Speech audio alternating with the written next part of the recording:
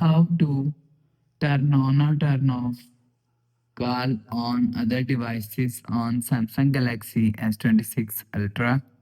So let's start the video. First of all, go to app library. Now here, so click on settings app. Now in setting, scroll down and click on connected devices. So after click on connected devices, so click on text and call on other devices. So after click on call and text on other devices, so you will see call on other devices here. So if you want to turn off call on other devices, so turn off this button.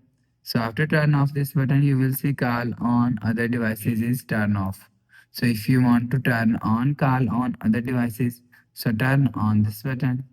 So after turn on this button, you will see call on other devices is turn on. So you will turn on or turn off call on other devices from here.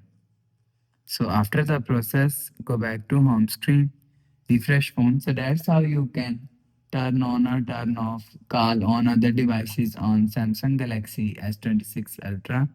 So if you like the video, please subscribe. Thanks for watching.